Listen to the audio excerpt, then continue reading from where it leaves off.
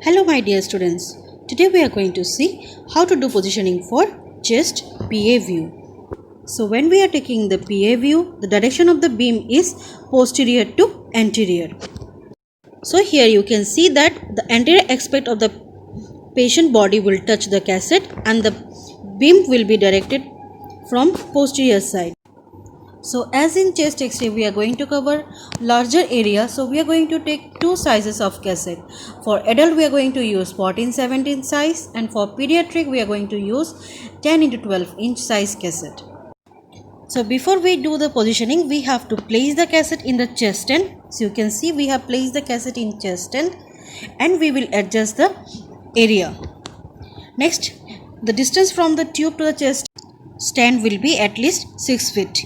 Or 180 centimeter. The purpose of this distance is to reduce the cardiac magnification. So while doing chest x-ray, you have to ask the patient to change to hospital gown. If you won't do this thing, you are going to get such kind of artifacts. So confirm that there is no metal objects left within the patient body. Next thing is, see, sometimes what happens is we can see that patient's hair is falling here.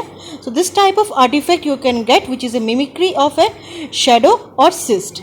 So at least before the procedure, tie the hair like this as I am showing you here. Now we are going to show you how to do the positioning for chest PA view. So we'll ask the patient to stand here like this in PA position. Next we have to confirm that at least the cassette upper limit should be 1 inch above the shoulder level and the lower limit should touch the dome of diaphragm. If the patient is tall, we have to place the cassette transversely, and if the patient is fat, healthy, we can place the cassette longitudinally as the size of the heart will be small for them.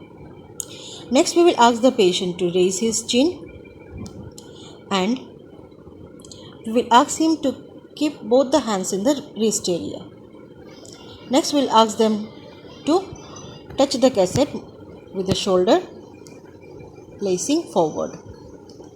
Now this position will be done for the patient who are normal. But if the patient is having any kind of surgeries, we can ask them to embrace the cassette as I am showing you here in the film. Confirm the size right or left, as sometimes you may have patients with dextrocardia. Also confirm that both the shoulders are at equidistance. If we won't do this thing, we may have internal rotations. So now our patient is positioned for chest PA view. So now like this you are going to adjust the FOV. See, we have adjusted the lateral margin and the upper area should be at least 5 inch above the shoulder region, so at least this much. So you can see the cervical rib areas also clearly. The centering point at the level of T7, that is the inferior border of scapula. So that was all about the positioning and centering for our chest PA view. So you can see here the anatomical areas. So another most important thing in our chest view we have to keep in mind is the gender.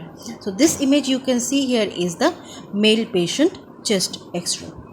Next you are going to see the image is of a female patient. So the main difference between male and female patient is the breast shadow.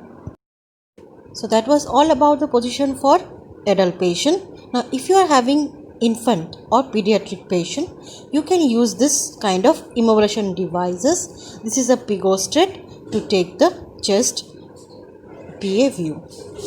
So that was all about our chest PA view. Kindly please don't share this video in social media.